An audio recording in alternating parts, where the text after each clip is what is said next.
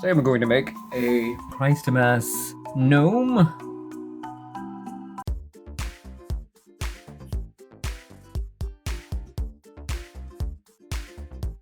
Hey, Low Noble Rick here. Today I'm going to make a Christmas Nessie or a Christmas gnome, aka a Christmas tomte. Basically the same thing, basically a gnome. And we're going to make it out of these polymer clay spheres. But before we get started, be sure to check out my, well, finally I've got the blueberry fairy that I 3D printed and painted, hand painted. I've got her on eBay now, and she's finally up and available. So check that out. And also check out Chocolatey Luck. Well, check out my webcomic of the lovely grounded fairies. And also check out the novel, or the first 7 chapters of the novel on WATTPAD, based on the same characters, the lovely grounded fairies. So check those out. But today we're going to make a Christmas gnome, I guess would be the English way of putting it. The name tomte, or the concept of a Christmas gnome or Christmas gnome, comes from Scandinavia, which gives us those 2 terms, the tomte and the nisse, which are basically the same thing. A gnome. In England, it would be a gnome. But it may be slightly different over there by folklore and such. But anyway, we're making one.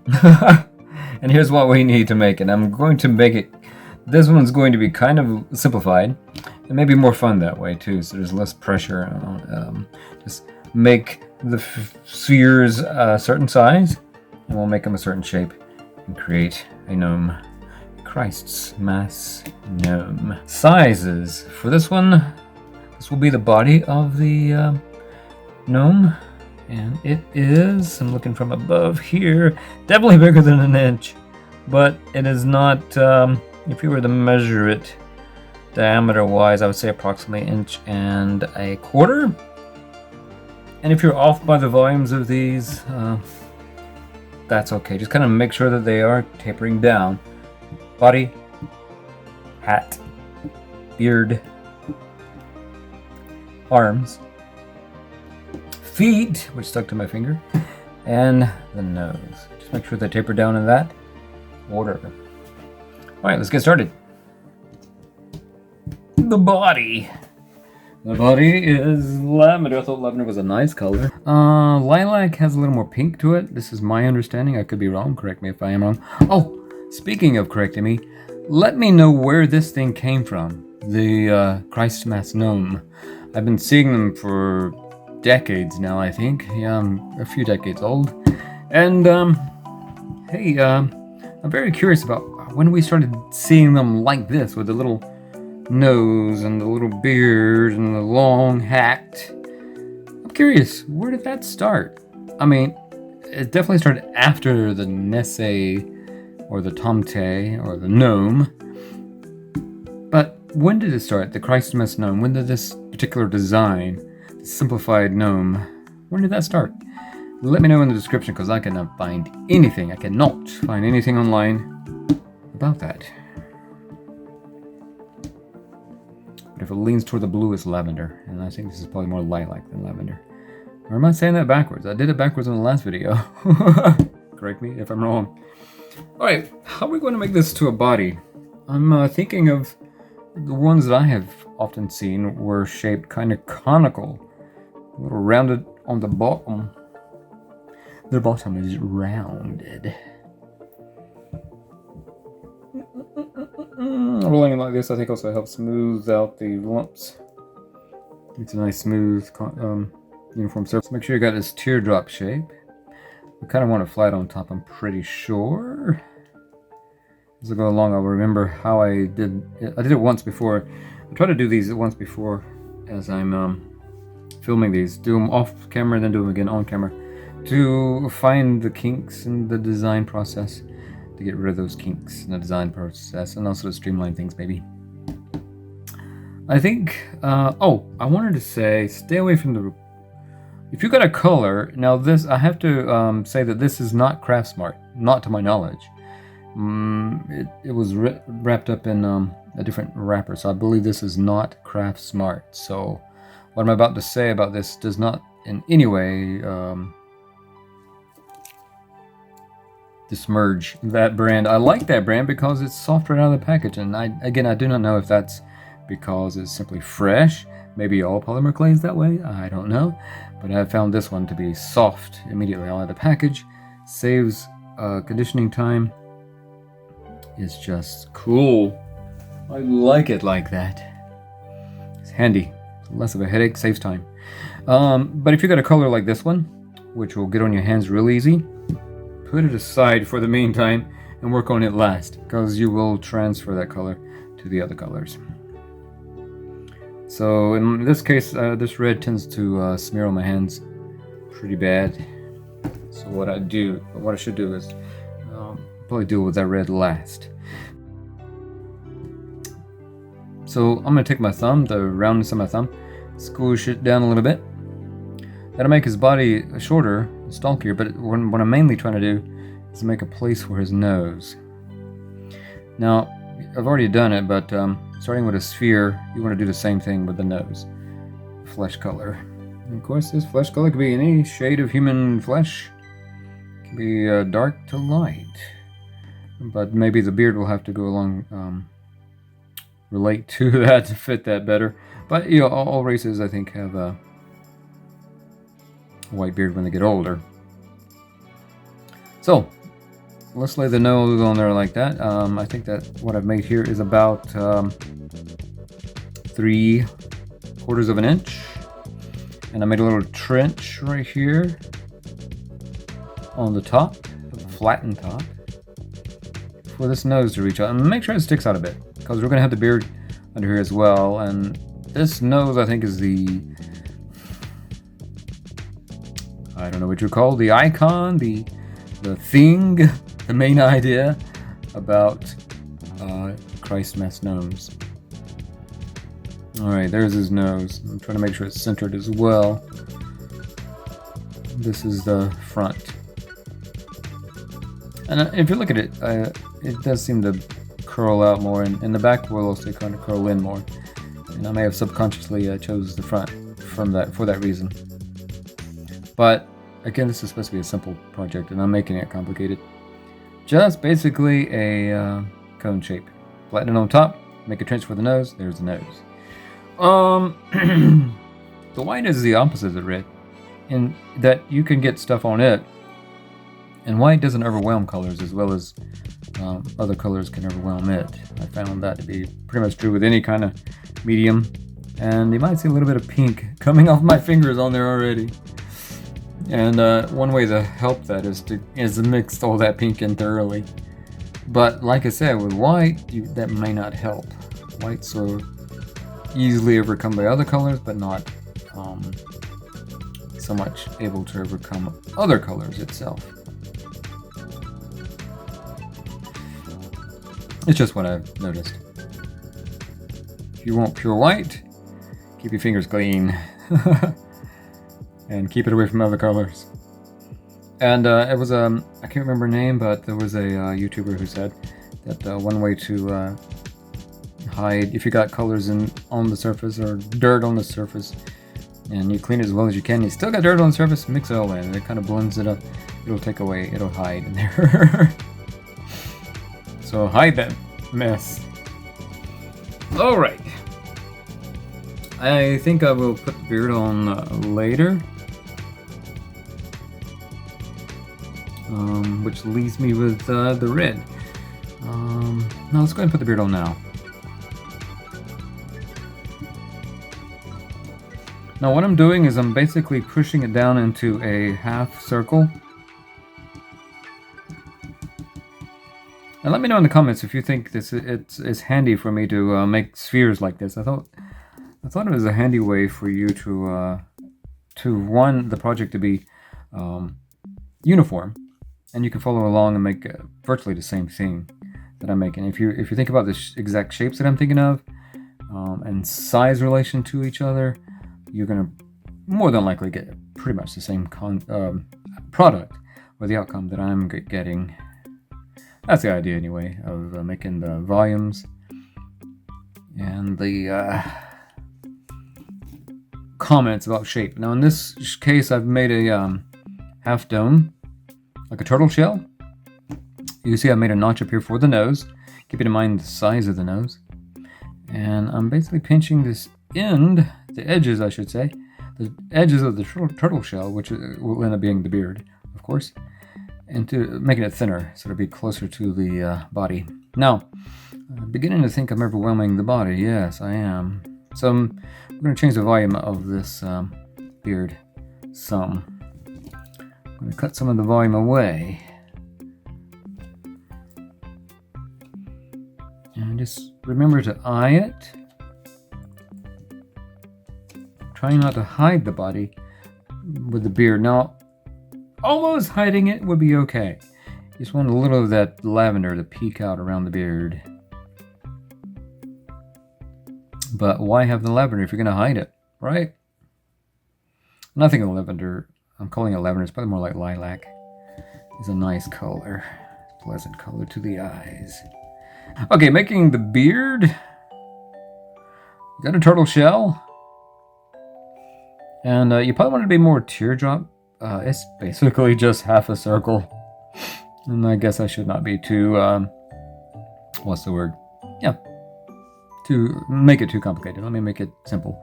We got a circle here that is almost a teardrop shape, but it's closer. It's like more. It's like it doesn't know whether it wants to be a circle or a teardrop shape. It's in between those two shapes. I'm using my finger to make a place for the nose, and making it smooth, and that should fit right under that nose. And before I commit to it, before I push it on hard, where it will stick, let's see if I can get some. I think a round gnome is the idea. Gnomes are now. Gnomes are roundish, it would seem. They're tubby little critters. Be careful though. I hear there are folklore that they are. I'm gonna mix it up a little bit. Gnomes are pretty. What's the word? You can offend them easily. Like most humans, I think. You can offend them, especially in this modern age. You can offend them easily. I just saw a little red on the nose, so I'm reshaping it and mixing that red in so that it will be hidden and get a little blush to the nose. So bulbous nose. Bulbous is a word meaning like a light bulb, or roundish, like a bulb. Bulbous. Fix his nose. I think I'm still hiding a lot of the lavender, but I think I'm getting enough to come through.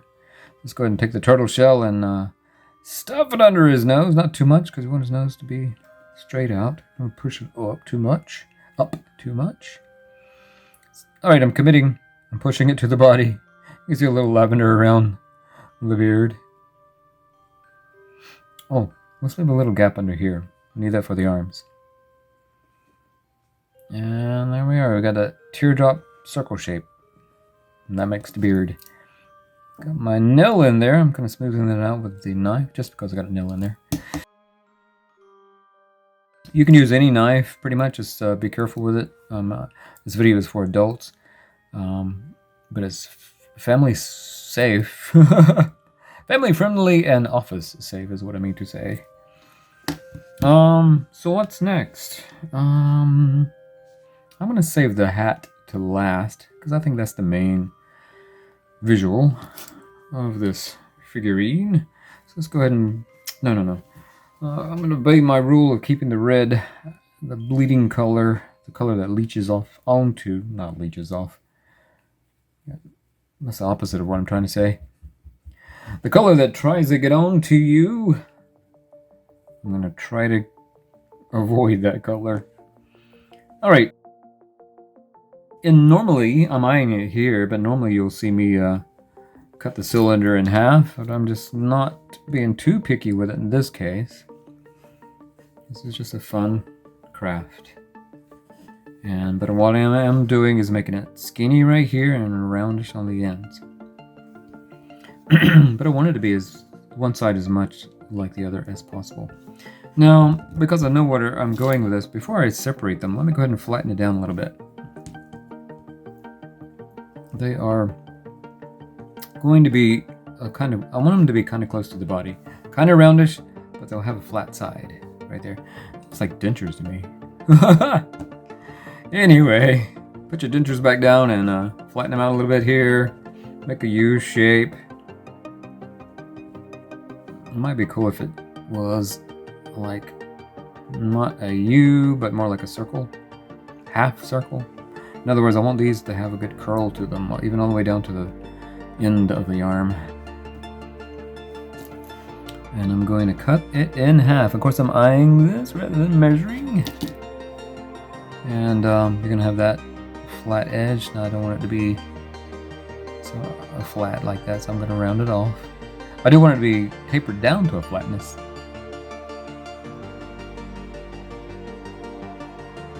Okay. Pull that in some so we won't have to. I want that smooth on there. And we'll do the same thing on the other arm.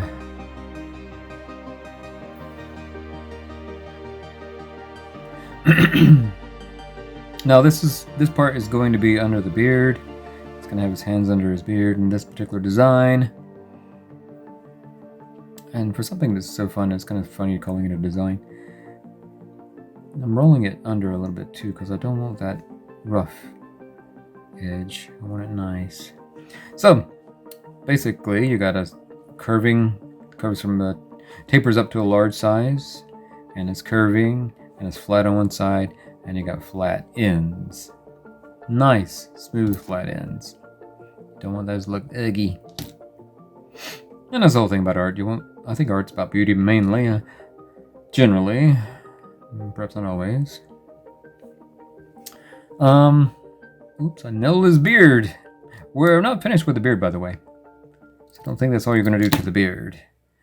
Okay, I like for one side to match the other as much as possible. So what I do to this side, and I like for his arms to be on the side, not in the back, but on the side.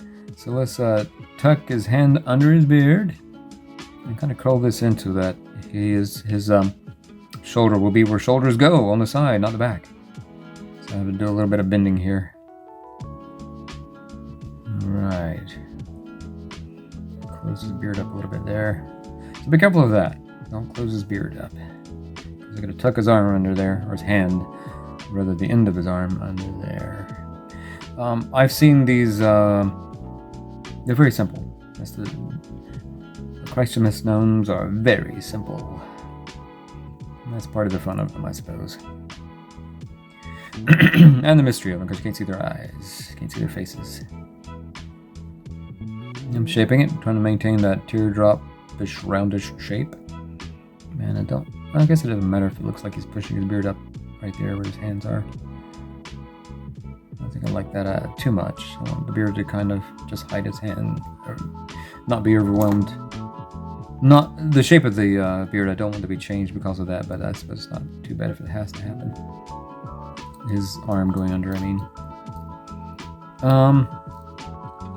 I might be flattening it a little too close to the body, because that flat edge is, you want some roundness to it, I think. I think it makes it cute. So, I'm repenting from that a little bit, and pulling it out, make it rounded, not too flat. Give it some volume, roundishness, kind of like that side already is. And there's his nose, there's his beard, there's his arms. We're well underway here. Okay, I'm saving the accents on the beard to last because I think I'm going to mess them up as I handle him. So let's don't do that. Alright, now we're getting to the red. Oh, I think I have some black clay. Polymer clay is notorious for picking up lint and anything, basically. Right, I'm doing what I did with the arms, but I'm not going to just keep these in. I'm not going to bend them. Well, not exactly. I'm going for a... When I first did my first gnome with this very clay, I curved it like that on the bottom. And that might save you a little bit of work, but make sure that they are separated far apart from one another enough. And you may want them sort of domed on top and like the arms flat on the bottom a little bit, but not so much. I think a rounded foot is cute. Like the nose, it kind of matches the nose. Now, I might need to make a place for them so that the bottom will be flat. I've got to do this in a way that doesn't damage what I've already made. So I'm going to take my thumb and imagining where the feet go, make a place for them.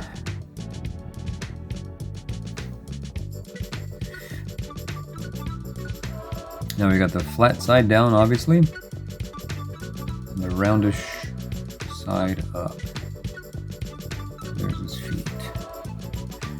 See there, he's got feet now. It's almost there.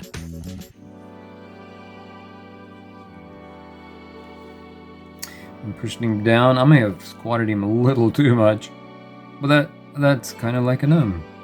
And it's kind of cute. Make sure he's standing straight up and down, not leaning back because of his new feet.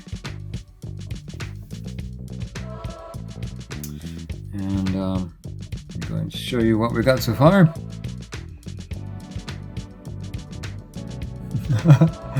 He has no head, he has no eyes. We're going to finish him up in a second here. Oh, while I'm at it, let's go ahead and do the beard accents. I'm imagining a pumpkin shape, and you know pumpkins have these ridges on them, and I'm not gonna, well, why not start down the center? Well, a beard would function like that, and I'm using the back of the knife to get a blunter, more clear, less sharp looking line, and it's kind of like a shell or a pumpkin, like a pumpkin shape, or like a seashell shape. Add those symmetrically. That is, one side matches the other side. Roughly, not perfectly. Whoops. That all look good. Fix that, there we go. And if you feel like it, and I kind of do, let's go ahead and add a little bit more, but not make these very long. I'm basically pushing in and dragging out. A little too far there. It doesn't look too bad. As long as it goes to the direction the beard is going. There's our gnome's beard. Now, let's make his hat.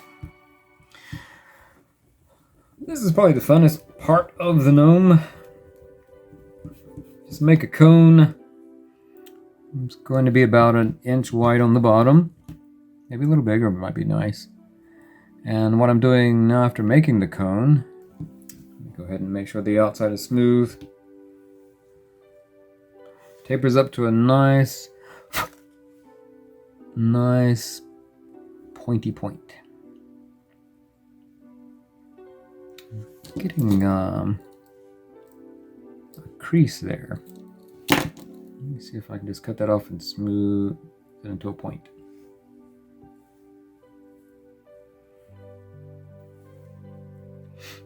There's a crease there. I think I nailed it there.